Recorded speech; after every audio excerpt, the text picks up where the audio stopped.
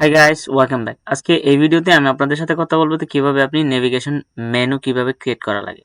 So এই ভিডিওতে দেখতে পাচ্ছেন যে এখানে আমি একটি ক্রিয়েট করে রেখেছি, জাস্ট বাম পাশে আছে লোগো এন্ড একটা কার্সর পয়েন্টার এন্ড মধ্যে আছে কিছু নেভিগেশন মেনু এন্ড ডান পাশে আছে একটা কি বাটন আছে। সো এই ভিডিওতে দেখাবো যে কিভাবে আপনি চাইলে এই যে সিস্টেমটা আছে জাস্ট এই নেভিগেশন মেনুটা কিভাবে ক্রিয়েট করা লাগে।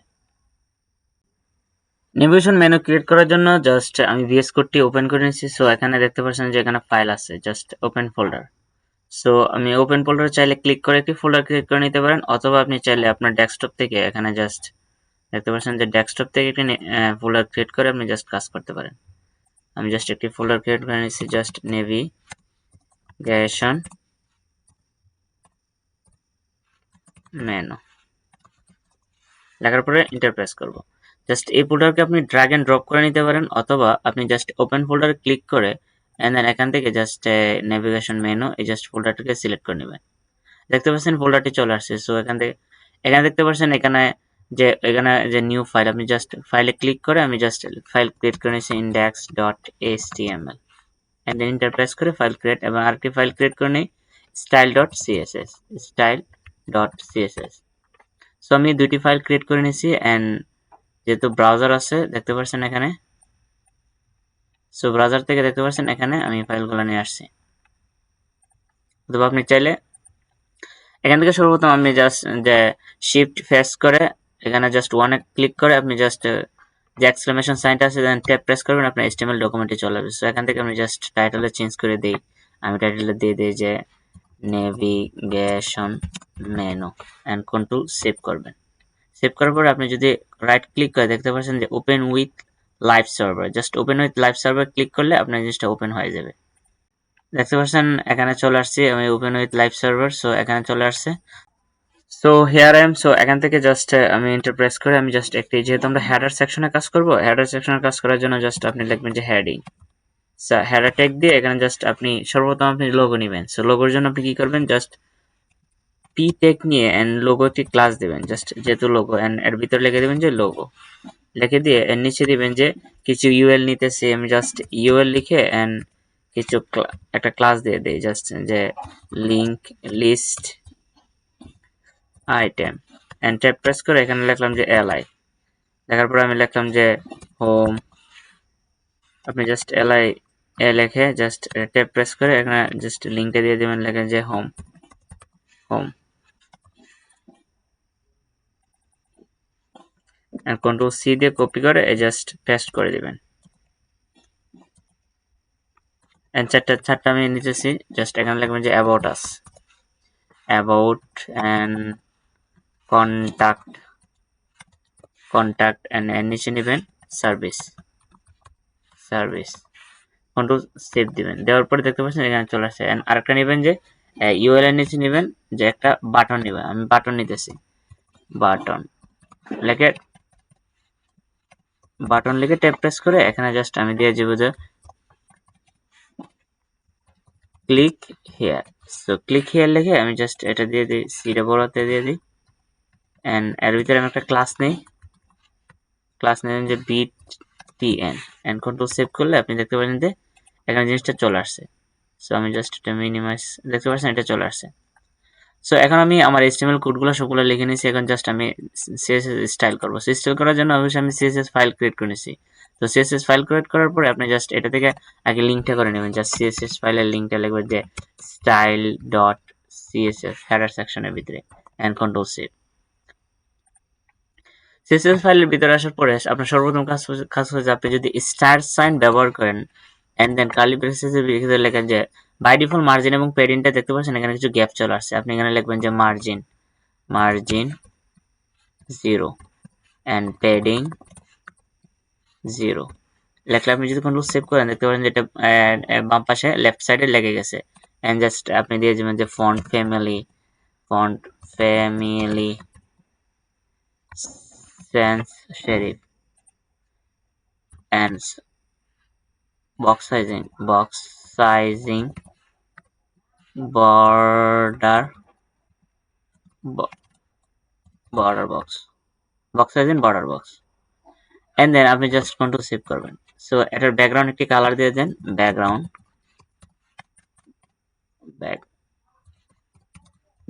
Colour, just background colour. এখানে অনেকগুলো কালার আছে, আপনি চাইলে যে কোনো কালার দিতে পারেন, চাইলে অথবা আপনি এখান থেকে যে কোনো ধরনের কালার সিলেক্ট করে আপনি জাস্ট ব্যাকগ্রাউন্ড কালারটা দিতে পারেন। এন্ড কন্ট্রোল সেভ দিয়ে আপনি জাস্ট কালারটা, ব্যাকগ্রাউন্ড কালারটা এভাবে চলে আসছে।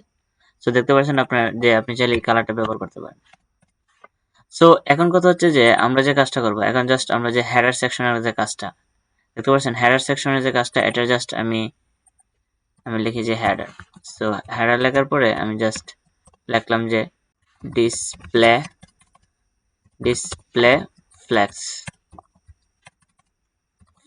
ডিসপ্লে ফ্লেক্সে কিন্তু সেভ করলে আপনি দেখতে পাচ্ছেন যে এটা বাম পাশে চলে আসছে। আর আমি সর্বপ্রথম সবগুলো কালারগুলো হোয়াইট করে নিই।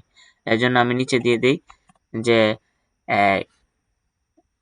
পি, তারপরে ক্ষমা ব্যবহার করে প্রত্যেকটি ট্যাগ ইউজ করতে পারেন, যে UL LI, just UL not LI A and B button লেখার পর আমি জাস্ট এগুলোর কালার দিয়ে দিই যে হোয়াইট কালার।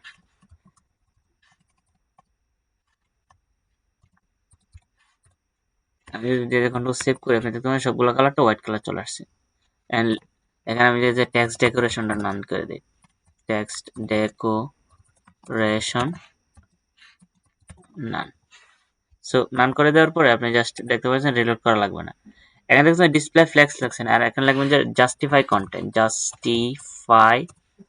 কন্টেন্ট লিখলে আপনার যে লোগোটা বাম পাশে এন্ড ক্লিক হিয়ারটা ডান পাশে এন্ড এগুলো মধ্যে চলে আসবে। Justify content space between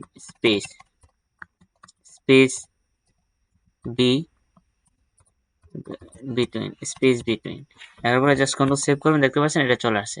and then আপনার যেহেতু উপরে একটা লোগোটা লেগে গেছে আর নিচেটা দেখতে পাচ্ছেন এখানে লেগে গেছে, এর জন্য আপনি ব্যবহার করবেন align item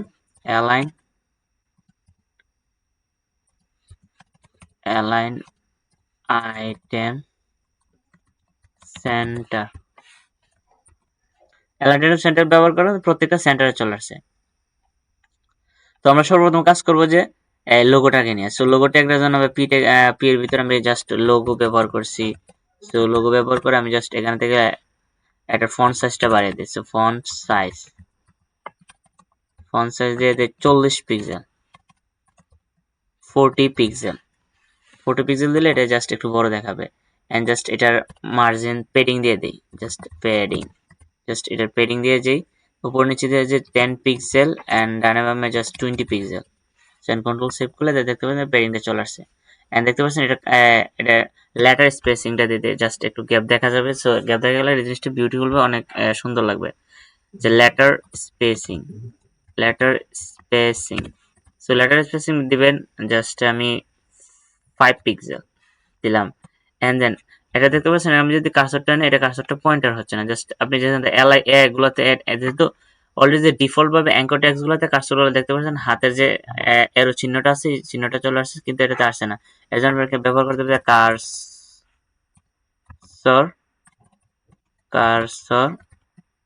pointer. So cursor pointer control save করবেন, দেখতে পাচ্ছেন যে কার্সর পয়েন্টার চলে আসছে। সো এখন দেখতে পাচ্ছেন আমরা কাজ করব যে কি, এই যে এই এলআই গুলা নিয়ে, home, about, contact and services. So এই জিনিসটা নিয়ে কাজ করার জন্য আপনি সর্বপ্রথম কি করবেন, জাস্ট এটাকে সিলেক্ট করবেন, যে আপনি এলআই গুলাকে সিলেক্ট করবেন। সো এলআই গুলাকে সিলেক্ট করার জন্য আপনি জাস্ট যে আইটেম এন্ড কমা ব্যবহার করে এলআই। সো লেখার পর আপনি জাস্ট এখানে লিখবেন যে ডিসপ্লে ইনলাইন ব্লক দিলে আপনি কি হবে যে প্রত্যেকটা জিনিস পাশাপাশি চলে আসবে। ইনলাইন ব্লক দিয়ে কন্ট্রোল সেভ করবেন। কন্ট্রোল সেভ করে দেখতে পাচ্ছেন এটা ইনলাইন ব্লক চলে আসছে। এন্ড এটা লিস্ট স্টাইলটা নান করে দেবেন। লিস্ট এলআই গুলোতে লিস্ট স্টাইল থেকে এটা নান দেবেন, লিস্ট স্টাইল নান। সো লিস্টে নান করে দিয়ে কন্ট্রোল সেভ করেন, দেখতে পাচ্ছেন যে এটা কার্সরটা চলে আসছে। কিন্তু আমি এখন আমি এগুলাকে নিয়ে কাজ করবো। সো এগুলাকে নিয়ে কাজ করার জন্য আপনি জাস্ট লিখবেন যে ডট লিস্ট, যেহেতু ক্লাস সিলেক্ট করে list item just not a comma, আপনি জাস্ট এখানে কমা ব্যবহার করা লাগবে না। সো এর ভিতরে আপনি জাস্ট LI&A সো লিখে এর ভিতরে আপনি জাস্ট মার্জিন দিয়ে দিবেন অথবা পেডিংও দিতে পারেন, পেডিং। সো পেডিং উপরে নিচে যদি 0 এন্ড ডানাভাবে যদি আপনি 10 পিক্সেল দেন দেখতে পারবেন যেটা পেডিংটা কি হচ্ছে। কন্ট্রোল সেভ দিবেন, দেখতে পাচ্ছেন যেটা ডানাভাবে পেডিংটা চলে আসছে। সো অনেক দেখাচ্ছে, অনেক সুন্দর আছে, জিনিসটা অ্যাকুরেট হচ্ছে। কিন্তু আপনি যখন হোভার করবেন দেখতে পাচ্ছেন এটা কার্সরটা ঠিক আছে কিন্তু কালারটা চেঞ্জ হচ্ছে। এর জন্য আপনাকে কি করতে হবে, জাস্ট আপনি এই লিস্ট স্টাইল এ পর্যন্ত কন্ট্রোল সি দিয়ে কপি করে এন্ড দেন আপনি নিচে এটার দিয়ে জাস্ট আপনি ক্লোন ব্যবহার করে লিখবেন যে হোভার। সো হোভার লিখলে জাস্ট আপনি হোভার ব্যবহার করবেন, জাস্ট এটাতে একটা ব্যাকগ্রাউন্ড কালার দিয়ে দিবেন, জাস্ট কালার। সো আপনি জাস্ট এটাতে একটা কালার দিয়ে দিবেন। আপনি জাস্ট একটা অনেকগুলো কালার আছে, আপনি জাস্ট একটা কালার দিয়ে আপনি জাস্ট কালারগুলোকে চেঞ্জ করতে পারেন। আপনি জাস্ট যদি রেড দিয়ে দেন এন্ড দেখতে পাচ্ছেন রেডের কালারটা চলে আসছে। সো আপনি চাইলে রেড কালারটা জাস্ট দিয়ে আপনি কন্ট্রোল সেভ দিবেন, দেখতে পাচ্ছেন এখানে হোভার করলে কি হচ্ছে কালারটা চেঞ্জ হয়েছে, রেড কালারের মতো চলে আসছে, দেখতে পাচ্ছেন। নাও এখন আমরা কাজ করবো যে বাটনটা নিয়ে, দেখতে পাচ্ছেন যে ক্লিক হিয়ার, এই বাটনটা নিয়ে আমরা কাজ করবো। সো বাটনটা নিয়ে কাজ করার জন্য যে আমরা বাটনের কি ক্লাস দিছিলাম যে BTN, সো আমরা ক্লাসটা ধরে কাজ করতে হবে। আপনি ট্যাগ ধরে কাজ করতে হবে, যেহেতু আমরা ক্লাস দিছি, ক্লাস ব্যবহার করছি, ক্লাস ধরে জাস্ট BTN লেখে আমরা এটাতে জাস্ট আমি যদি দিই যে ফন্ট সাইজ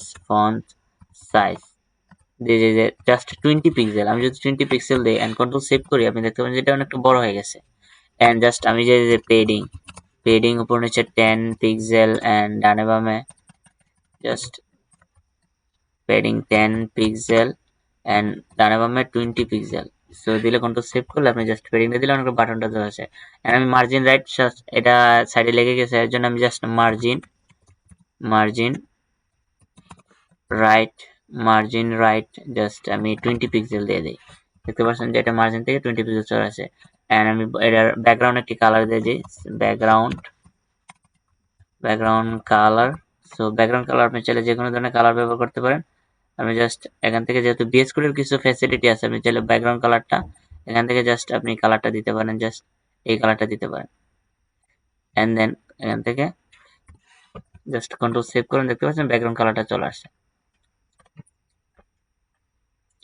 এন্ড এটার বর্ডারটা আমি যে বর্ডার রেডিয়াস, সো বর্ডার সেখানে বর্ডার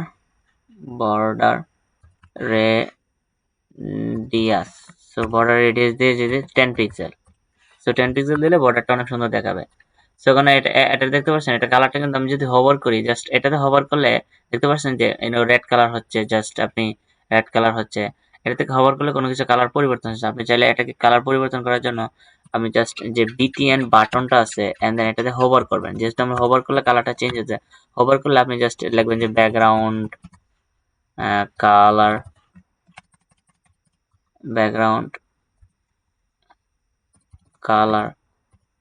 জাস্ট ব্যাকগ্রাউন্ড কালারটা দিয়ে দিবেন।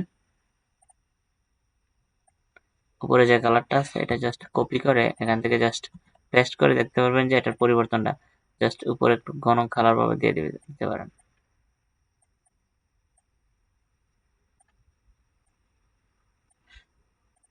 এন্ড কন্ট্রোল সেভ করুন, দেখতে আমি যদি হোভার করি কালারটা হালকা একটু লাইট ওয়েট হচ্ছে। তো আপনি চাইলে আপনি যে কোনো ধরনের কালার ব্যবহার করতে পারেন, দেখতে পাচ্ছেন আপনি চাইলে red colour and control save করেন, দেখতে পাচ্ছেন যে এটা রেড কালার চলে আসে। আপনি হোভার করার সাথে সাথে এন্ড এটা যদি আপনি কার্সরটা চাইলে কার্সরটা পয়েন্টার করতে পারেন। আপনি যদি লেখেন যে cursor pointer just control save করলে আপনি জাস্ট কার্সরটা পয়েন্টার হবে, বুঝতে তিনটা লোগোতে কার্সর গুলো পয়েন্টার হয়েছে। আপনি চাইলে লোগোতে ক্লিক করে নিতে পারেন। আমি যদি এটা বড় করে দিই, দেখতে পাচ্ছেন যে এই জিনিসটা অনেক কত বিউটিফুল দেখাচ্ছে।